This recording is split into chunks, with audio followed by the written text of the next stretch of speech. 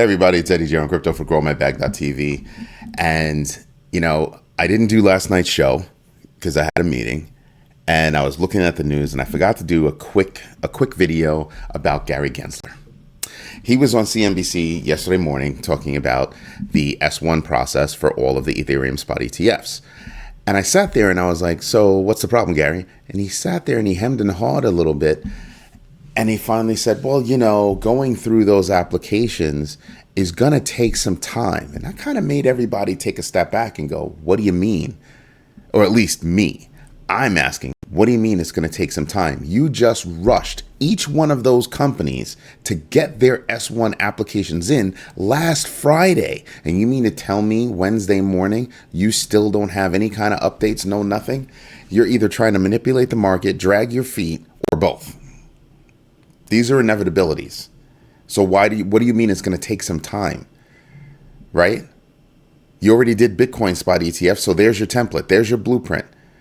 Are all the boxes checked, right? That's what I'm waiting for. There also has not been any pushback to any of those companies just yet about, hey, we need you to make this change.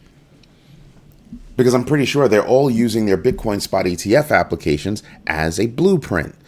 So how far off could those S1s be? I think he's trying to use this to drag his feet. That's it. I don't think it's a matter of if, it's a matter of when. And I think he's dragging his feet and somebody's going to kick him in the tail and say, get it done, Gary. It's time to get it done. Because that was not good news that we got yesterday from him. Then you have the Central Bank of Canada. This happened yesterday, but this is the reason I'm telling you. Central Bank of Canada reduced their interest rates to 4.75%. That sent U.S. stock markets just in a tizzy. Everything went up. Now, the EU is expected to do the same thing today. Maybe a nice little bump to this, to the stock market again, which means that there's more money. There's more money out there, which is why I'm expecting more interest in spot Bitcoin ETFs because there's more money. So boom, there you go. So that's what I'm kind of expecting out of that. Now, there was some issues around Bybit doing business in China. They had to stop their application process for whatever reason, most likely because China is not happy with, crypto. But then miraculously, they started that process up again and they started registering new customers again. What's changed in China? Something had to have happened to make Bybit say, we will restart our application process and we will restart onboarding new clients. There has to be something there. Must. And I'm dying to know what. More interestingly, Jenny Johnson, the CEO of Franklin Templeton, came out and said there is more money sitting on the sidelines prepared to get into crypto, Bitcoin spot ETFs, than what's already in. Now, think about that. What's the more than what's already in? I can believe that. So, for example, who was it? Wisconsin, their pension fund got involved with a spot ETF, $150 million worth. And they're looking to up that number. Now, at the time that I reported that, I believe it was last week, folks, New Hampshire was looking to get involved as well.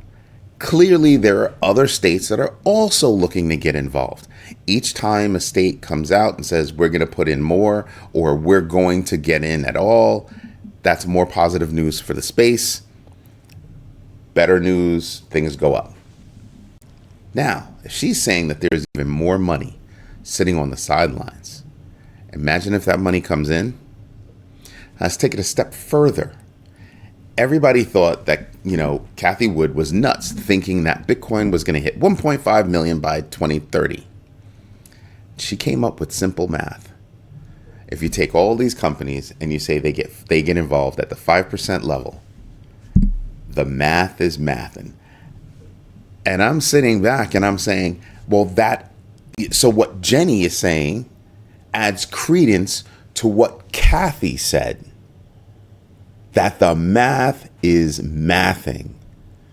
I'm telling you, when it comes to certain things, Kathy Wood can be dead on. She's not dead on about a lot of things, but sometimes she will actually put it out there for you in plain black and white and give you the math on how she comes to that conclusion. It wasn't just finger in the air. It was, here's the math behind it. And here's Jenny Johnson saying, yeah, there's more money sitting on the sideline than that's actually involved at this moment. That is huge.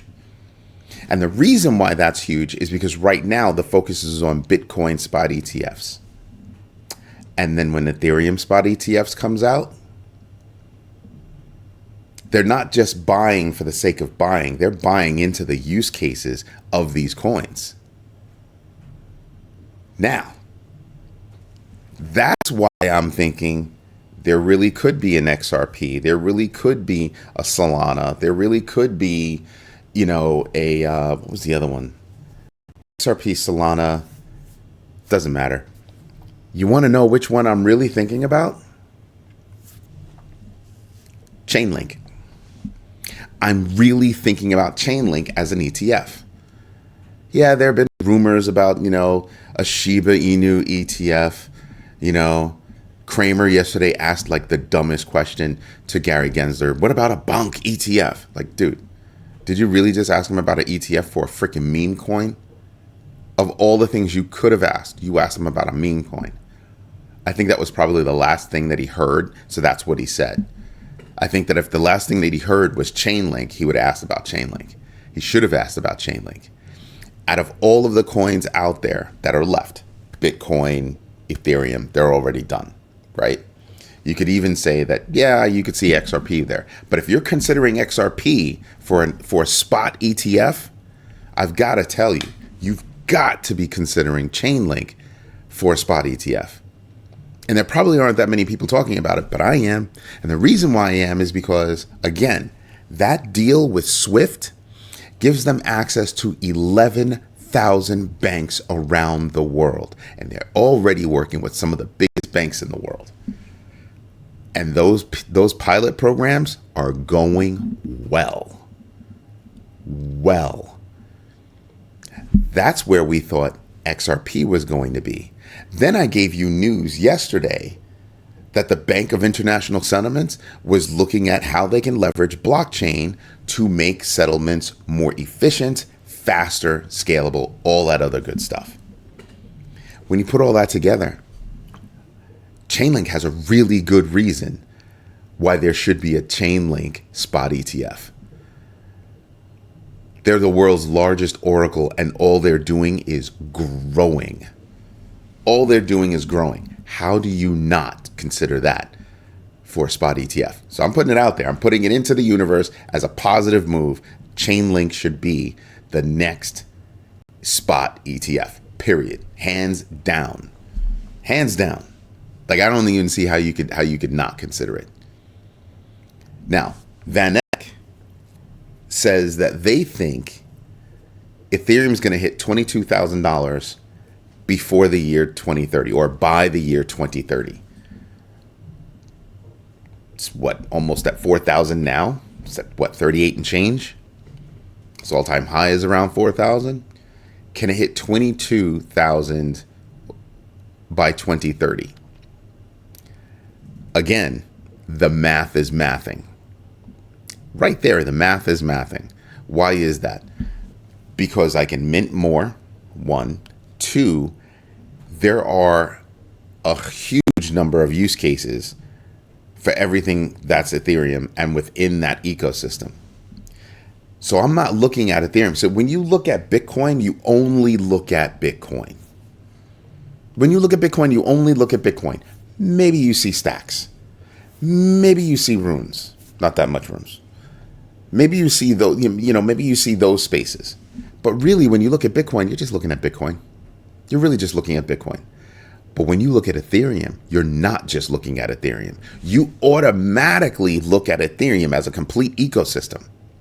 So everything that's running on Ethereum, Chainlink. So then you have Polygon, Chainlink, and other platforms that are running on top of Ethereum. Chainlink offering a crazy reason why. So do I see $22,000 as a viable milestone for Ethereum by 2020? I mean, by 2020, by 2030, my bad. Heck to the yeah. I think that if they revisit those numbers, they might actually come back and say, maybe our numbers were wrong.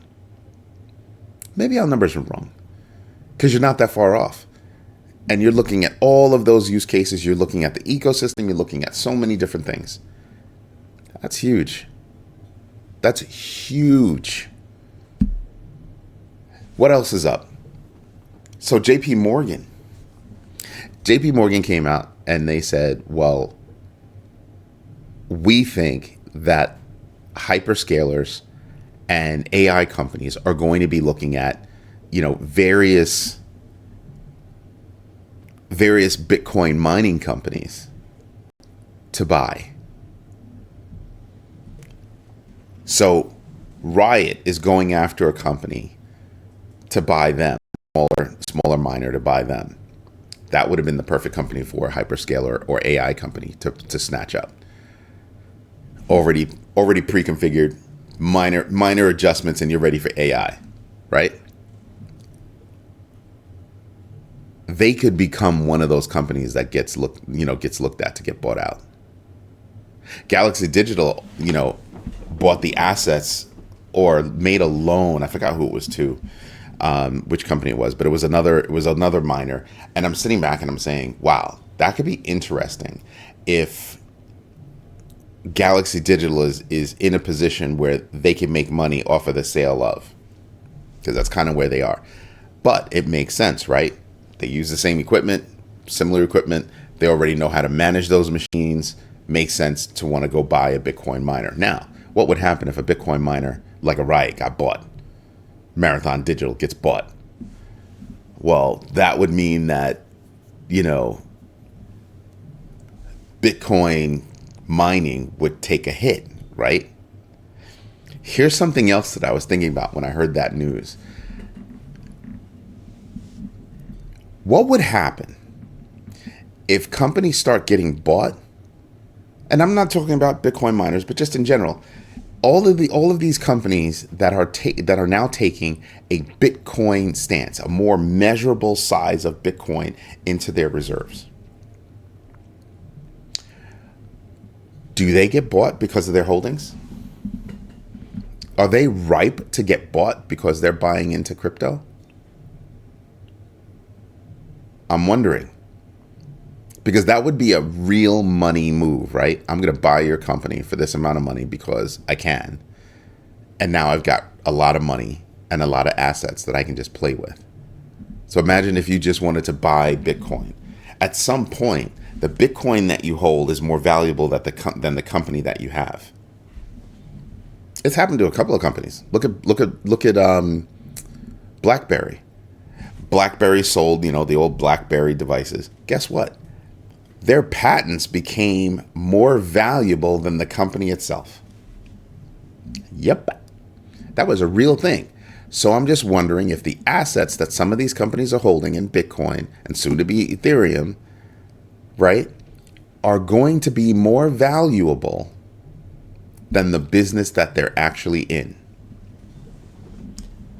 Wow. Wow.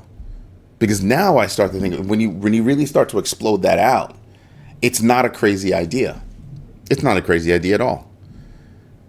Not at all. You buy them now for the assets that they have, and in what, 6 years, you come back, you're holding the assets, and all of a sudden, your company is worth more because Bitcoin is now valued at, $1.5 million. Woof. So all you can say is woof.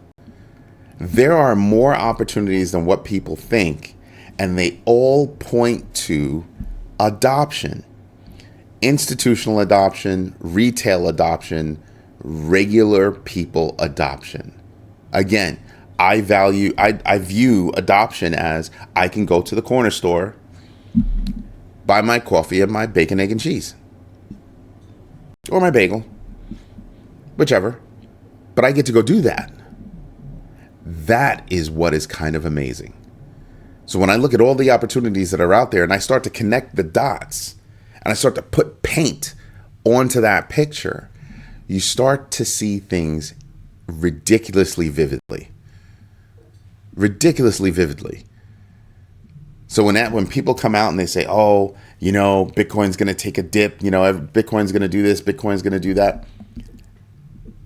In no other bull run that Bitcoin has the environment been so receptive to crypto. Never.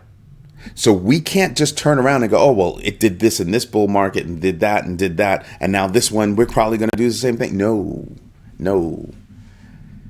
I think the uplift this time will far outpace previous bull runs because of all of this understanding and adoption.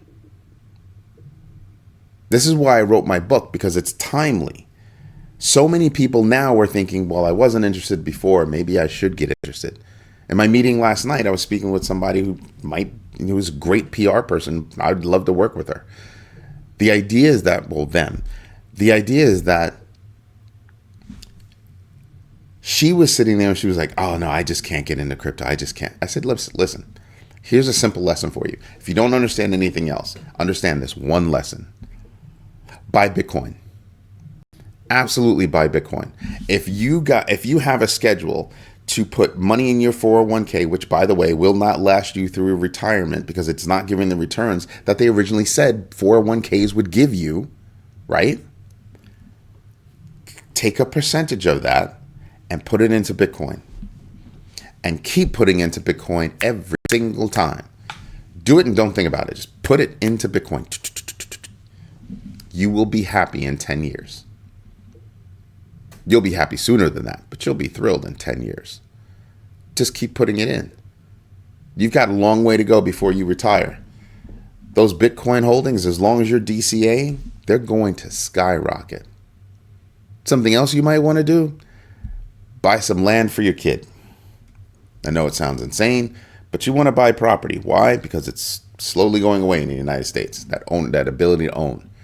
You have very high-powered people that can afford to buy land, and they are snatching it up left and right. It's going to be a 100% luxury. It's not a luxury right now, but it's going to be a luxury. It's absolutely going to be a luxury, which is why I tell people all the time, there's a reason to invest. Start investing now. You want to be a part of it? Be a part of it. You're scared of crypto? Fine, be scared. Buy Bitcoin. Buy Bitcoin. Just look at everything that's around. You're scared to buy Bitcoin? You know about it? But BlackRock is buying Bitcoin. Fidelity is buying it. So all of these companies that you already invest in are buying Bitcoin. Your research is done now. Your research is done. Because in my humble opinion, that's all you need. When big money like that is getting into crypto and there's more big money eyed to get in, yeah, there's a lot going on. And you should probably consider doing it. You should probably consider doing it. And she was like, wow, I didn't think about it like that. I said, most people didn't. When I first got into crypto, there wasn't a massive amount of institutional interest. Larry Fink was like, guffaw. Crypto? Get out of here with that. He actually said I was wrong about crypto. Hence, BlackRock is all over it. There comes a point when you've got to do your own research, and I tell you guys to do your own research all the time. These pilot programs that happen, you should automatically be thinking, if they're running a successful pilot and these are the the technologies that they're implementing for said pilot, I might want to look into those projects. Polygon, Stellar, Chainlink, XRP are the front runners. in that space. Aave, another one in that space. Uniswap, another one in that space. Avalanche, another one in that space. Those are the big players in the settlements and tokenization space. Those are the big boys and girls. You should be doing some research on anything that you hear is a big player in a big space. You start to realize, well, they did their research. They did their research enough that they put money into a pilot program that they then announced was successful. And you're not looking at it. People say I get on their nerves talking about Chainlink all the time. And I'm like, I talk about a whole bunch of coins all the time. I don't just focus on Bitcoin. I also talk about the news all the time. And what do I do with that? I connect the dots for you. I say, hey, I reported on this at X time, and now look what's happening with this. And then that. And then that. It starts to get vivid for you. Anyway, you know what we should do? That's right. We should get into the numbers. Let's just switch it over. And there you go. So the fear and greed index is at 78. Not a shocker there. Not a shocker at all. And I'm expecting that when the European Central Bank actually decreases their rates, we'll get another pop in the stock market, which is why I'm thinking we'll get another pop over here. Now, if you're looking at, total value locked, we haven't seen this number in a really long time. You can just see it. 135, we haven't seen that number all the way back here. How's that for nuts? Way back in 2022. Way back, first quarter. And that was when it was taking a nosedive. Took a nosedive. Then Bitcoin is hovering at 70, 71. I told you, we need to maintain that space. We need to maintain that space for a couple of days, and then I think that's when everything starts to take off. I really do. So if we can maintain above 70 until we get the Ethereum spot ETFs, that's going to be a huge move up. Huge move up. Definitely. That happens, I can easily see 75,000. But that has to happen. So when you're looking at the big board, as soon as it pops up, when you're looking at the big board, you can see what's up, what's down. Yeah.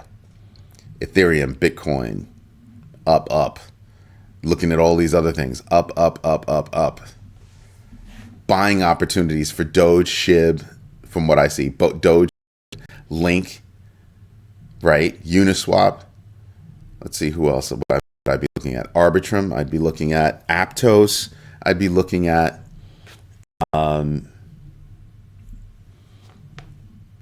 There are a few here that I'd be looking at. Even Polkadot. Near, definitely. It's a good price. Toncoin. Oh my Lord, that's a beautiful price. It's down a little bit, and that's still a beautiful price. Yep. XRP. I would grow my bag in XRP. Would I grow my bag with Cardano? No, I'm not going to grow my bag in Cardano. That's not true. I'll probably put a couple of bucks in. But when I rejigged my DCA strategy, I upped Toncoin, but I upped Chainlink tremendously. So what I put into Bitcoin, I put into Chainlink. And I added Toncoin. So Cardano, there's not quite enough left to add too much to the bag. But yeah, it's still there as something that I would want to add to. Solana, yeah, I'd still add to Solana. I would. It'll be at 200 easily. And at this point, 200 is what, 15%? Somewhere between 15 and 20%. That'd be a nice move. That'd be a really nice move. The only thing is, and I was speaking about it the other day, I'm not going to stay in Chainlink, right? I mean, in Solana. Because I think Solana is made up of meme coins. The traffic is memes, meme central. And so when memes start to go away and give way to gaming, give way to tokenization, give way to all these other real use cases, and so memes, the interest in memes starts to fall away, Solana is going to take a hit. No doubt that platform is going to take a hit. So they better start developing broader use cases. Get me there. Just get me there. Ooh, yeah, I didn't do that. Let's go back. You know what? I already have it. Here are all the numbers. By the numbers, you can see Bitcoin's doing well. You can see everything like that. The year-to-dates are starting to look good. You know, Bitcoin and Ethereum neck and neck at 60, 67 and 68 respectively. BNB chain. I told you about BNB chain. Told you not to sleep on them. BNB chain has a lot going on. There's a reason why they're number 4. Don't sleep on it. And here you go. That's amazing where they're at right now. 126% return year to date. Better than Solana, better than Bitcoin, better than Ethereum, better than Dogecoin, right? Another good one that's happening, Toncoin is happening. Toncoin is making moves. It's already at 17, right? Cardano's at 16, Ethereum's, so Cardano has increased the distance between, actually, it's not Cardano that's increased the distance. They're still at 45. That's funny. What I'm saying is actually still true. It's not that Cardano is moving, because it's not, right? It's that Shiba Inu took a little bit of a hit. Shiba Inu, Avalanche, all of those took a little bit of a hit. But if Shiba Inu hits, I don't know, 27, 28, 29, definitely 330. When you get there, yeah, that's a wrap. It'll bunny hop Cardano. So I'm just waiting for when Shiba Inu hits the top 10. I'm just waiting for it. They've got a ton of use cases too. It's nice and cheap. There's a ton of it to go around. Their burn rates are high. I'm looking at that. And then you still have Avalanche, Polkadot, Chainlink, right? Chainlink is definitely eyeing Polkadot. Polkadot's taking a hit this year, and Chainlink is starting to grow. I'm expecting more growth out of Chainlink by the end of the year for sure. For sure. So a $20 mark, by August, I think that's possible, especially if any good news comes out. A $30 mark by the end of the year, maybe, but I think 25 is a very real number for Chainlink. I really do think that's a very, very real number.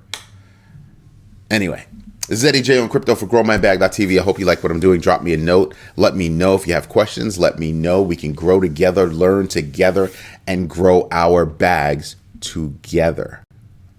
All right. Have a good one, everybody. Bye-bye.